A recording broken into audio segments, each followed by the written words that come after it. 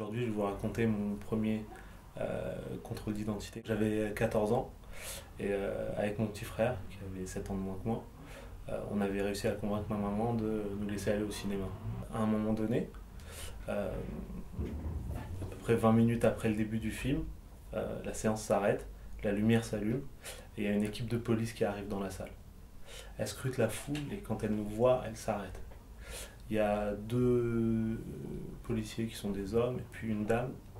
Et ils regardent vers nous et disent, vous deux, vous sortez avec nous. On se demande ce qui se passe, tout le monde nous regarde, personne ne tilte. On sort de la salle et on voit dans le hall plusieurs personnes qui sont debout le long du mur près des toilettes. À chaque fois que je demande mais qu'est-ce qui se passe, taisez-vous, mettez-vous le long du mur, faites ce qu'on vous dit. D'accord. Et là, il y a ce qu'on appelle deux petites têtes blondes qui arrivent avec la police. Ils ont à peu près une douzaine d'années. Et puis la police leur demande de désigner quelqu'un. Et puis ils scrutent comme ça un peu la foule. Et puis le policier redemande une deuxième fois, puis une troisième fois. Et là, les deux enfants nous désignent. Et après, l'attention des policiers se focalisée sur mon petit frère et moi. Qu'est-ce que vous faites ici? On vient voir un film. Où est-ce que vous avez mis l'argent? Quel argent? On ne comprend pas ce qu'il fait. Bon, faites pas de cirque, sinon ça va aller très mal. Point d'interrogation, c'est le seul truc que j'étais capable d'afficher avec mes yeux. Et là, il y a un des policiers qui dit bon, on va voir ce qu'on va voir. Donc il prend nos cartes d'identité, il me menotte. Et il dit à mon frère de se tenir à moi, et puis on nous fait monter dans une voiture de police. Mes parents, bien sûr, inquiets au bout d'un moment, on cherchait à savoir où on était, vu qu'on rentrait pas du cinéma. Ils sont partis au cinéma, et là on leur a expliqué, c'est à vous les deux enfants, là, les petits voleurs, les arabes, là. Ils sont au poste de police, à Villeneuve-la-Garenne. Donc mes parents sont arrivés, ils ont fait un scandale. Ma mère s'est très bien expliqué nos droits et s'est pas laissé faire au commissariat de police.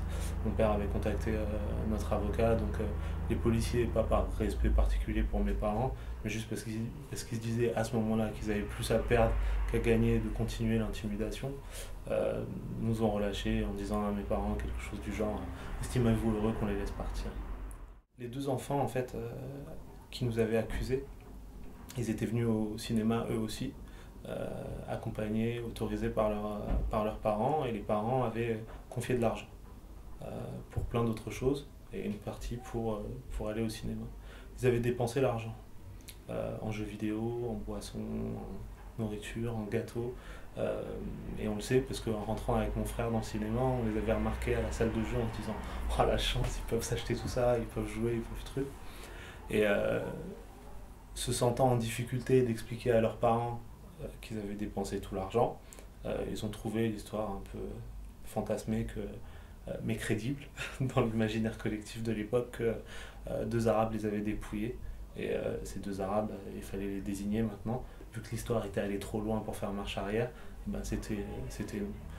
Et le scénario paraissait tellement crédible pour les parents, et donc tellement crédible pour la police, et tellement crédible pour le cinéma, qu'il n'y a personne à aucun moment qui a tilté et qui a dit attendez, juste 2 secondes. Pas en train d'arrêter des enfants là? Sur quelle preuve, avec quel élément, pour quelle raison? Ce qui est le plus choquant dans l'histoire, c'est pas que des policiers comptent en leur sein des gens qui sont des racistes, des gens qui n'ont pas de problème à intimider des enfants qui leur ont rien fait, des gens qui font mal leur travail et qui au bout du compte créent plus d'insécurité, plus de distance sociale entre les gens. C'est pas ça le plus choquant. Ce qui est le plus choquant, c'est que quand on vient chercher 2 enfants dans une salle de cinéma avec des maglights et de manière véhémente, il y a 500 personnes dans la salle qui font rien. C'est ça qui est le plus choquant. Ce qui est le plus choquant, c'est que le directeur du cinéma, qui a 25 caméras dans le couloir, ne se questionne même pas et n'ait même pas le doute et ne demande même pas à revisionner les bandes pour voir si oui ou non il y a 2 enfants blancs qui se sont fait molester et dépouiller par 2 Arabes. Parce que pour lui, le scénario probable, c'est que ça s'est passé comme ils ont dit. Qu'est-ce que ça fait et qu'est-ce que ça révèle de nos sociétés? Le contrôle au faciès, de manière générale, il révèle quelque chose de fondamental. D'abord, il révèle le fait qu'on préfère la visibilité de la sécurité, une visibilité, une perception de sécurité, plutôt que la sécurité en elle-même. Parce que quand on contrôle des gens, ça n'augmente pas le niveau de sécurité. Par contre, ça augmente le niveau de sécurité perçu, la visibilité d'un policier en train d'arrêter quelqu'un ou de contrôler quelqu'un. La deuxième chose, c'est ça dénote une approche qui est plus liée à l'intimidation qu'à l'investigation. Et d'ailleurs, le fait que les mêmes personnes soient contrôlées par les mêmes policiers révèle ça. C'est-à-dire que le contrôle, il est un instrument de domination. Le contrôle, il est un instrument d'intimidation. De dire je te contrôle. Non pas pour vérifier ton identité, mais pour exercer mon autorité sur toi. Donc il y a une espèce de paradoxe dans l'idée de contrôler l'identité de quelqu'un que l'on connaît, puisque ces gens-là, on vit avec eux tout au long de l'année.